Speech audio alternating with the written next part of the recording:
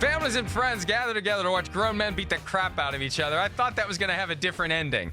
But that's what Thanksgiving's all about. It's about sitting around watching football so you don't have to interact with your family members. I mean, that's why, right?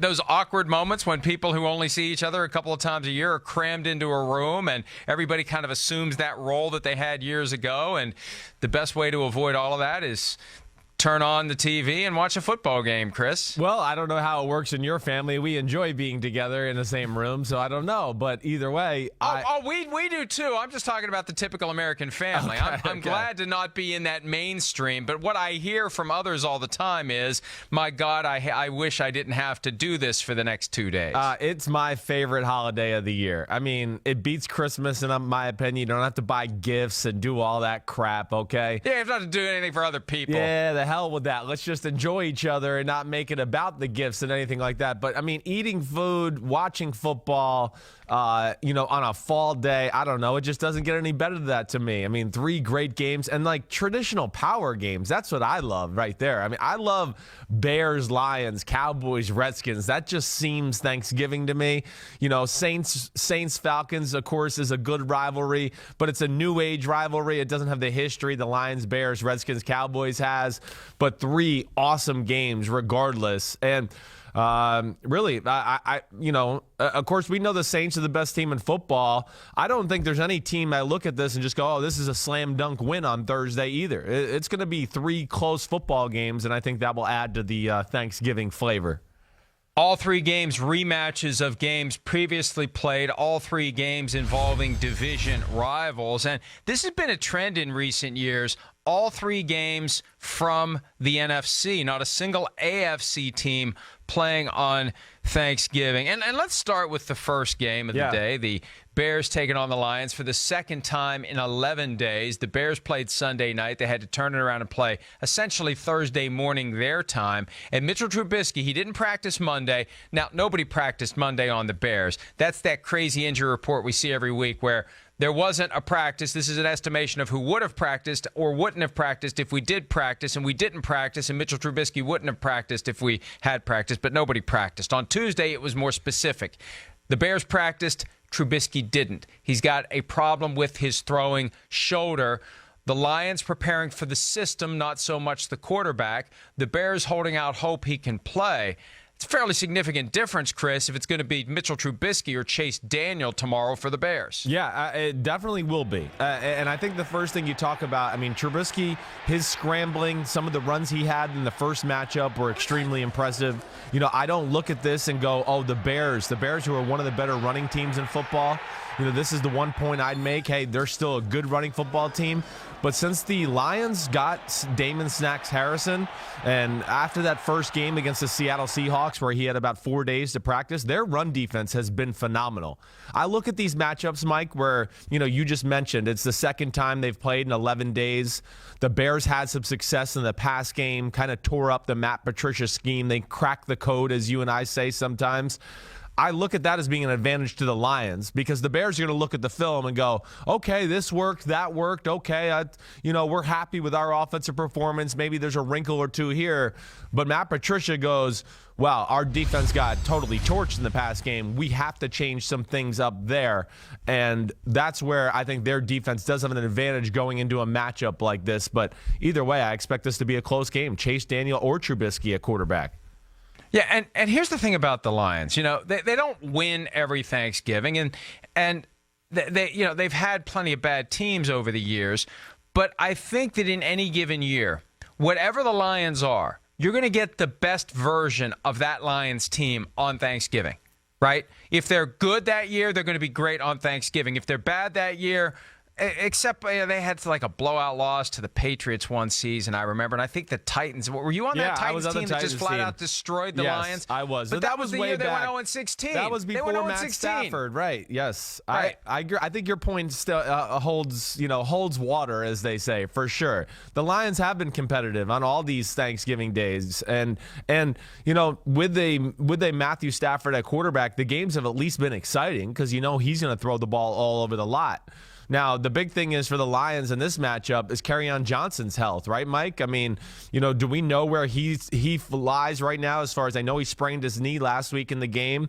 This is a week to week, which means he probably ain't playing this week, given that it's a short week. That's really the issue with this matchup altogether. I mean, the Lions, can they create enough offense on this Bears defense, which is one of the best in football? And if you don't have the run game to kind of keep the Bears honest, and you have to become pass heavy and pass all the time, hey, that's Khalil Mack and Akeem Hicks. This is one of the best fronts in football. So if they have a beat on, okay, the run game's, out of the game plan this week, we can focus on the pass. That's where it'll be tough sledding on the Detroit Lions offense altogether.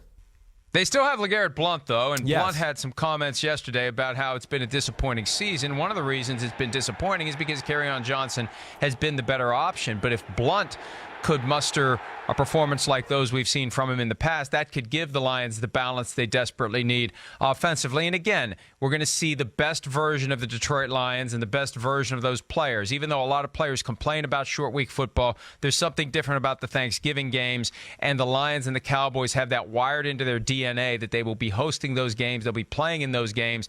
And I think the fact that every team plays a short week game now, pretty much every team plays one except the really bad teams that they don't want to put on Thursday nights.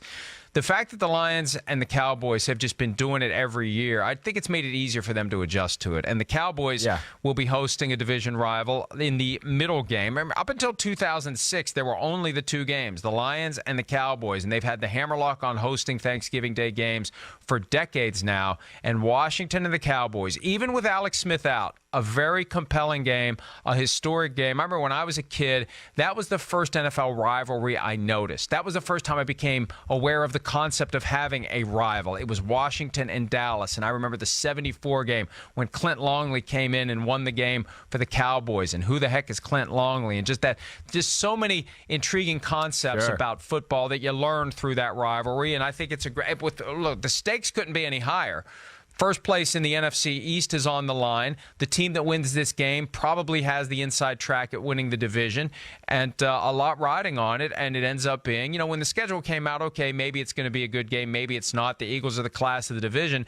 Now it's clear the team that wins this game will be most likely the division winner. Yeah, it's certainly going to give somebody a leg up and give whoever wins the game a little momentum. I mean, just like, hey, we might see Chase Daniels for the Bears. Hey, he's been in this offense under Matt Nagy in Kansas City. Okay, we got Colt McCoy here. He's been under Jay Gruden for a number of years now.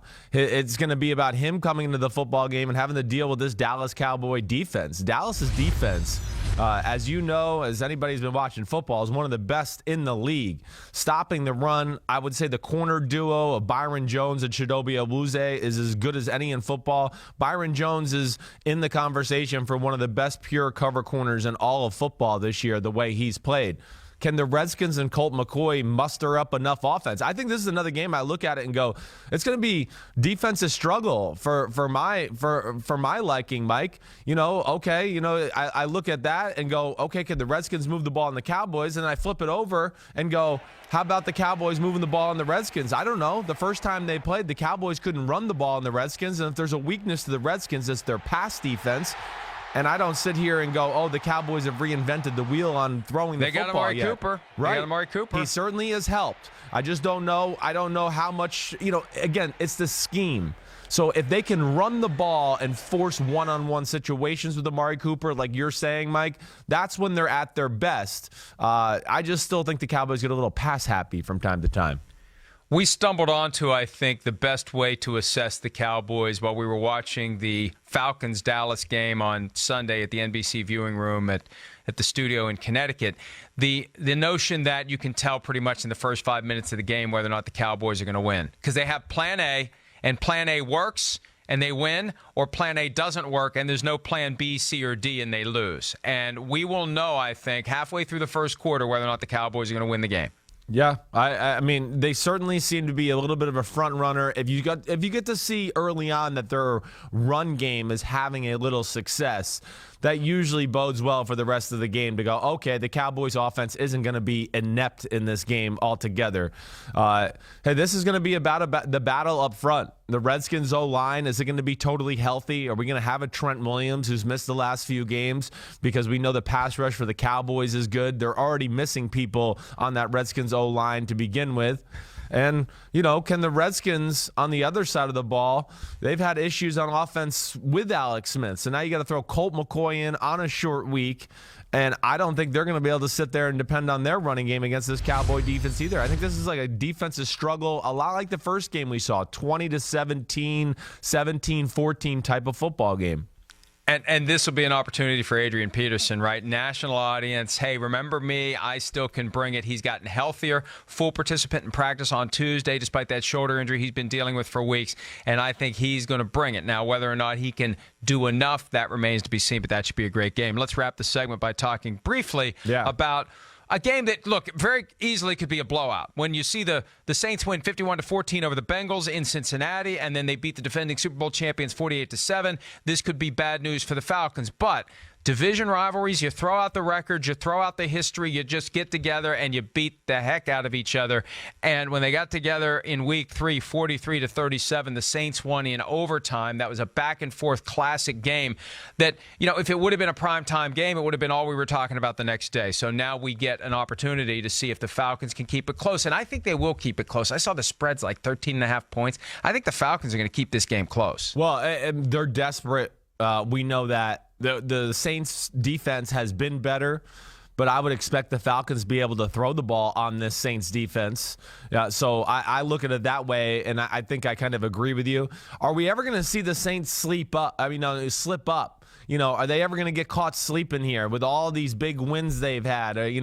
That's the one thing I've been impressed by the New Orleans Saints to this point. I mean, will they slip up after a big win in Baltimore? Will they slip up after a Sunday night win in Minnesota? Okay, the Rams game, this might be the week they let down. Nope, they don't do it then. Then they kill the Bengals and the Eagles. That's what I've been impressed with the Saints. They have played and held themselves to a standard. They have yet to kind of play down to competition or do anything like that. They seem kind of like an unstoppable force right now. I think like 13 points is too much. I'm with you. But the Saints are clearly in a class of their own as compared to the Falcons right now. Hi, I'm Mike Tirico, and thanks for watching. Make sure to hit subscribe for the latest news and highlights from NBC Sports.